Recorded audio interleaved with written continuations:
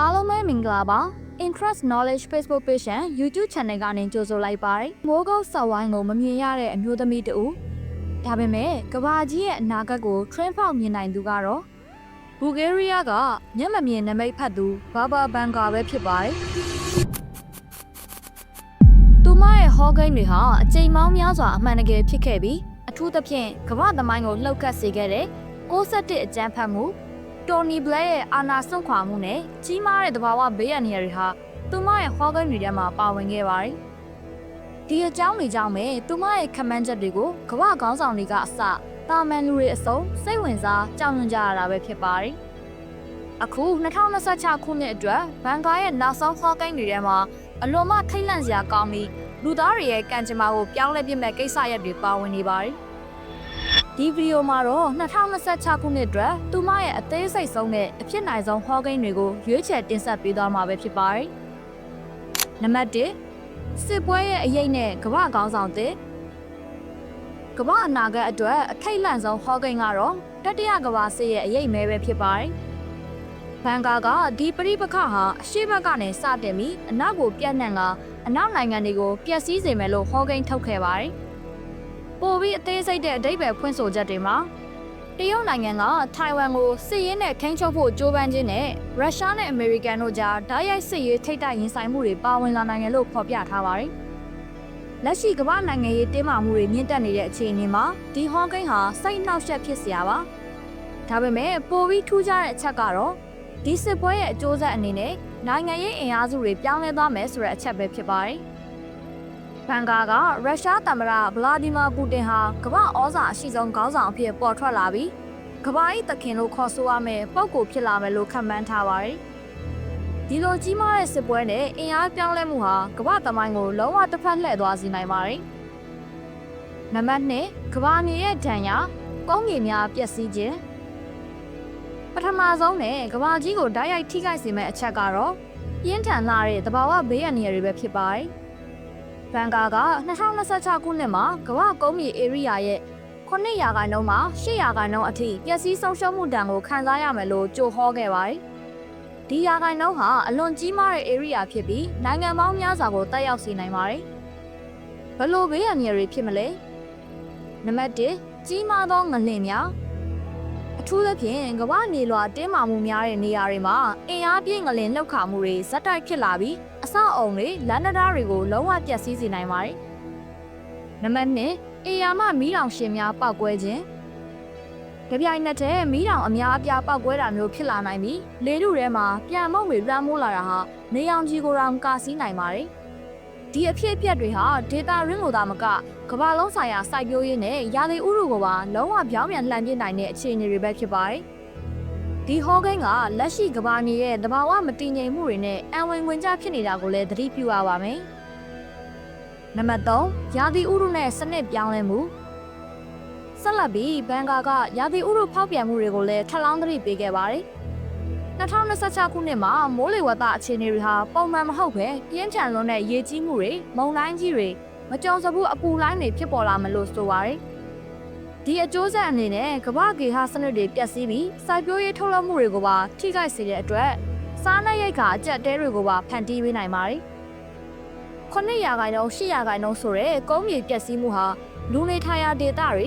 အရေးပါတဲ့စိုက်ပျိုးမြေတွေကိုပါရိုက်ခတ်ပါဖြစ်လို့လူသားတွေဟာကြီးမားတဲ့ရွှေ့ပြောင်းနေထိုင်မှုပြဿနာများကိုရင်ဆိုင်ရနိုင်ပွဲရှိနေပါတယ်။ဒီအချက်တွေဟာ2026ခုနှစ်ကိုသဘာဝဘေးဒဏ်တွေအပြင်းထန်ဆုံးရင်ဆိုင်ရမယ့်နှစ်အဖြစ်ဘန်ကာကမြင်ခဲ့တာကိုပြသနေပါတယ်။နံပါတ်4စက်ရုပ်ဉာဏ်ရည် AI ရဲ့အဆုံးအဖြတ်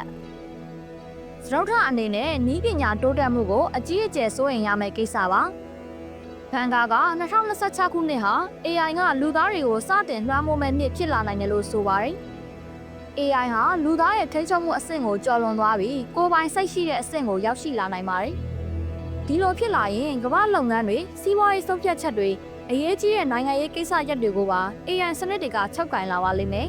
။သူမရဲ့ဟောကိန်းဟာ AI ကြောင့်လူသားတွေရဲ့အလုပ်အကင်တွေနေ့စဉ်ဘဝလှုပ်ရိုးလှုပ်စင်နေအပြင်ပုဂ္ဂိုလ်ရေးဆက်ဆံရေးတွေအထိပါထိခိုက်ပျက်စီးနိုင်ပြီးလူသားတွေဟာမိမိတို့ကိုယ်တိုင်ဖန်တီးခဲ့တဲ့နည်းပညာရဲ့ကြုံတွေဖြစ်လာနိုင်တယ်လို့သတိပေးခဲ့တာပါ။ နီးပညာကိုအလွန်အကျွံတွန်းပို့မိပြီဆိုတာကိုကျွမ်းကျင်သူတွေသဘောပေါက်မဲ့နှစ်ဖြစ်လာလိမ့်မယ်လို့လည်းရည်ညွှန်းထားပါတယ်။နံပါတ်5နိုဝင်ဘာလ၏လျှို့ဝှက်ချက်ဂျိုသားများနှင့်တွေ့ဆုံခြင်းညစမမြောက်ဟောကိန်းကတော့တိတ်ပံဇလန်းဆန်ပေမဲ့အားလုံးကိုအံ့အားသင့်သွားစေမယ့်ကိစ္စပါ။ဘန်ကာရဲ့အဆိုအရ2026ခုနှစ်နိုဝင်ဘာလဟာလူသားသမိုင်းမှာအရေးကြီးဆုံးလဖြစ်လာနိုင်ပါတယ်။ဘာကြောင့်လဲဆိုတော့အဲ့ဒီလမှာအေယာမဂျိုသားယင်ကြီးတစ်စီးကမ္ဘာလေထုထဲကိုဝင်ရောက်လာပြီးဂျိုသားတွေနဲ့လူသားတွေပထမဆုံးအကြိမ်တရားဝင်ထိတွေ့ဆက်ဆံမှုဖြစ်ပေါ်လာလိမ့်မယ်လို့သူမကတိတိကျကျဟောခဲ့ပါတယ်။ဒီလိုကြီးမားတဲ့ယင်ရောက်ရှိလာမှုဟာလူသားမျိုးနွယ်ကိုအထိတ်တလန့်ဖြစ်စေပြီးကျမတို့ရဲ့စัจ java ပေါ်အမြင်နဲ့အမြင်ကိုပါလုံးဝပြောင်းလဲပြစ်မှာပါဒီကိစ္စဟာနှစ်ပေါင်းများစွာလျှို့ဝှက်ထားတဲ့ဂျိုသား theory ကိုအဆုံးသတ်ပေးမလားဒါမှမဟုတ်ပုံမကြီးမားတဲ့ဗဟေလိတွေကိုဖန်တီးပေးမလားဆိုတာကိုစောင့်ကြည့်ရမှာပါနံပါတ်6ငွေကြေးပျက်စီးမှုနဲ့ယင်းနှိမ့်နှုတ်နှံမှုအခွင့်အလမ်းဒီဟောကိန်းကတော့ကမ္ဘာစီးပွားရေးနဲ့သက်ဆိုင်ပါတယ်ဘန်ကာက2026ခုနှစ်မှာ cash crash လို့ခေါ်တဲ့ကမ္ဘာလုံးဆိုင်ရာဘဏ်လုပ်ငန်းသို့မဟုတ်ငွေကြေးပျက်စီးမှုကြီးတစ်ခုဖြစ်ပေါ်လာနိုင်တယ်လို့သတိပေးခဲ့ပါတယ်။ဒီအကျက်တဲဟာ digital ငွေကြေးစနစ်တွေရောရုပ်ပိုင်းဆိုင်ရာငွေစက်ကူတွေရဲ့တန်ဖိုးကိုပါပြိုကျစေပြီးကမ္ဘာစီးပွားရေးစနစ်ကိုပြောင်းပြန်လှန်ပစ်နိုင်ပါတယ်။ဒါပေမဲ့ဒီအကျက်တဲရဲ့အလယ်မှာယင်းနှိမ့်နှုတ်နှံသူတွေအတွက်အလင်းရောင်တစ်ခုရှိပါတယ်။ဘန်ကာရဲ့ဟောကိန်းကိုအတိတ်ပဲဖွင့်ဆိုသူတွေကစီးပွားရေးမတည်မငြိမ်ဖြစ်တဲ့အချိန်မှာသမိုင်းကြောင်းအရဘေးကင်းတဲ့ယင်းနှိမ့်ညောင်းနှံမှုအဖြစ်သတ်မှတ်တဲ့ရွှေဟာတန်မိုးအလွန်အမင်းမြင့်တက်လာပြီးစံချိန်တင်ဈေးနှုန်းအသစ်ကိုရောက်ရှိနိုင်တယ်လို့ခန့်မှန်းထားပါတယ်။ဒါဟာအကျက်တဲတွေကြားကယင်းနှိမ့်ညောင်းနှံမှုအခွင့်အလမ်းတစ်ခုဖြစ်လာနိုင်ပါတယ်။နံပါတ်9ကျန်းမာရေးနှင့်ရေဤတန်ဖိုးစက်ထမမြောက်ဟောကိန်းပြီးနောက်ဘန်ကာရဲ့နောက်ဆုံးနဲ့အရေးအကြီးဆုံးသတိပေးချက်တစ်ခုကတော့ကမ္ဘာကျန်းမာရေးနှင့်တဘာဝပတ်ဝန်းကျင်ဆိုင်ရာအကျက်တဲပဲဖြစ်ပါတယ်။သူမက2026ခုနှစ်မှာကမ္ဘာကြီးဟာရေရှားပါမှုအကျက်တဲကိုအပြင်းထန်ရင်ဆိုင်ရပြီးဒီကိစ္စဟာကမ္ဘာပရိပခတွေကိုပါဖြစ်ပေါ်စေနိုင်တယ်လို့ဟောကိန်းထုတ်ထားခဲ့ပါတယ်။ရေတန့်ရရှိမှုဟာအပိုးမဖြတ်နိုင်တဲ့ရတနာတစ်ခုလိုဖြစ်လာပြီးနိုင်ငံတွေကြားဒေသတွေကြားမှာရေအရင်းမြစ်များအတွက်တင်းမာမှုတွေမြင့်တက်လာနိုင်ပါတယ်။ဒါအပြင်ဒီနှစ်ဟာမမြင်ရတဲ့ယောဂပိုးတွေပြန်လည်ပေါ်ပေါက်လာနိုင်မဲ့နှစ်လို့လဲဆိုပါတယ်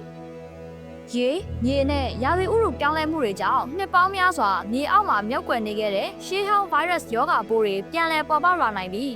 လူသားမျိုးနွယ်ရဲ့ခုခံအားစနစ်ကိုစိန်ခေါ်လာနိုင်တယ်လို့ဘန်ကာကသတိပေးခဲ့ပါတယ်။ဒီလိုကျန်းမာရေးဆိုင်ရာဘေးအန္တရာယ်တွေဟာအလွန်မြန်ဆန်စွာကူးစက်ပြန့်ပွားနိုင်ပြီးကမ္ဘာလူဦးရေရဲ့အကြီးမားတဲ့အစိတ်အပိုင်းကိုပါထိခိုက်စေနိုင်တယ်လို့ဆိုပါတယ်။ချုပ်ပြောရရင်ဘာဘာဗန်ကာရဲ့2026ခုနှစ်အတွက်ဟောကိန်းတွေဟာကမ္ဘာလုံးဆိုင်ရာအပြောင်းအလဲတွေကိုညွှန်ပြနေပါတယ်။ကြီးမားတဲ့ဘေးရန်တွေကနေစတင်ပြီးကမ္ဘာစစ်ပွဲရဲ့အန္တရာယ်ဤပညာရဲ့လွှမ်းမိုးမှုနဲ့ဂျိုသားတွေရဲ့ရောက်ရှိလာမှုအထိပဲဖြစ်ပါတယ်။ဒီဟောကိန်းတွေအားလုံးဟာစစ်မှန်တယ်လို့အတိပြုလို့မရသေးပေမဲ့လက်ရှိကမ္ဘာအခြေအနေတွေနဲ့ဆင်တူနေတာတွေကတော့စိတ်ဝင်စားစရာပဲဖြစ်ပါတယ်။ဒီဟောကိန်းတွေကိုပုံမြင်တတ်တတ်ဖြစ်ပဲသဘောထားမလား။ဒါမှမဟုတ်လူသားတွေအတွက်ပြင်ဆင်ဖို့သတိပေးချက်အဖြစ်လက်ခံမလားဆိုတာကတော့တဦးချင်းစီရဲ့ဆုံးဖြတ်ချက်ပဲဖြစ်ပါတယ်